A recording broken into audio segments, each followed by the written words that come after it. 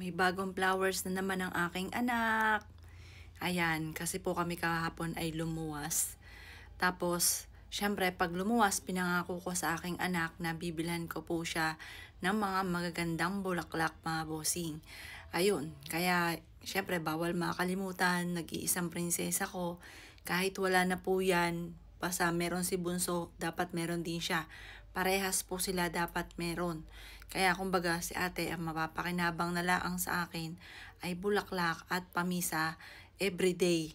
Pero good for 1 month po kami na nagpapamisa. Tapos everyday na po yun, binabayaran ko na siya ng good for 1 month. Yan, ng alas 5 ng hapon. Yun na lang ang ano ko kay Ate Joelyn. Wala nang mga make-up, bulaklak at dasal na lamang po everyday.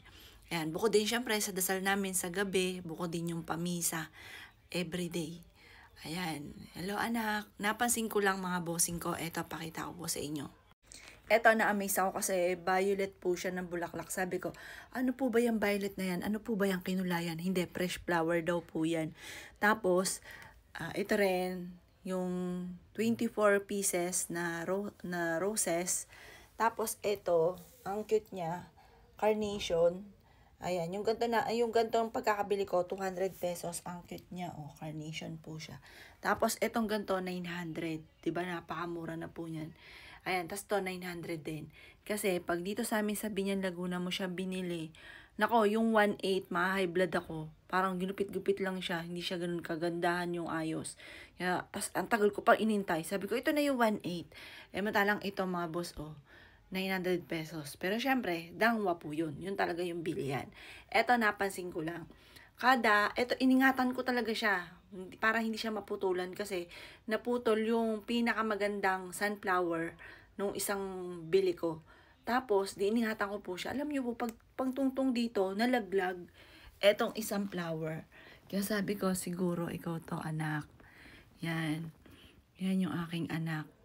Napuputol po siya. Tapos, nagpahula po kami. Ang sabi sa hula, ang spirit daw po, 2 yung katok. Ngayon, sinabi ko, tumitigil ako sa pagbibideo kasi narinig ko, may kumakatok.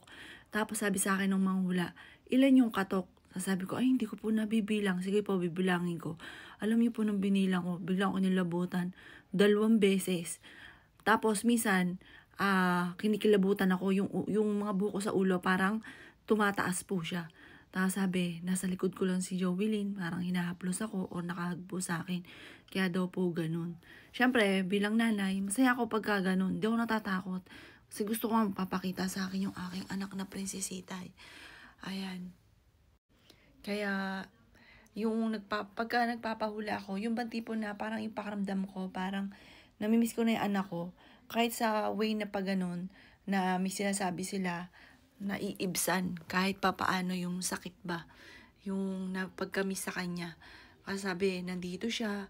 Sabi ko, yung isang araw pa nga po, gusto kong pumunta dito kasi parang nararamdaman ko si Jovelyn.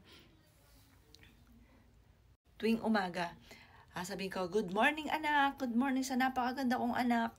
Tapos, tatawa po yun. Si mommy, yung banti pong palaho na ako, good morning anak, ganun po. Tapos, nung isang araw, pagpasok ko sa kwarto, natutulog kasi si Justin. Akala ko natutulog, nakaupo na po siya. Tapos sabi ko, good morning sa napakaganda kong anak. Napaganon ako. Si Justin na nga nandoon. Tapos sabi ni Justin, si Mami, ganun-ganun din ko ano sinasabi lagi ng ate niya. Tapos, ako, good morning, anak kong pogi. Binago ko na kasi na hindi ko alam dahil 1 year and 7 months na nabanggit ko, naisip ko tuloy na baka nandun lang si Joelyn. Alam niyo po, napansin ko lang kasi dati-dati hindi ako naniniwala sa ganito. Isa rin ako sa mga basher. Sabi ko, bakit ba may nagpo-post ng ganito? Bakit ba kinikilabutan ako? Kasi syempre hindi ko na makaano-ano. Tapos madali sa akin sabihin kasi hindi ko kaano-ano. Alam niyo po ba nung nangyari sa akin? Tapos, pagka halimbawa si Joelyn, namimiss ko, yung mga pangitain dati kasi, yung mga pangitain na kinikilabutan, yung mga ganon, hindi ako naniniwala. Pero nung nangyari po sa akin, naisip ko na parang totoo yung espiritu, kung saan ka nakatira, Kaya 'di ba may minsan nagmumulto kasi hindi natin sila nakikita. Pero nararamdaman ko nandiyan po yung anak ko. Kaya parang nagiging panatag din po ako, nandiyan po siya.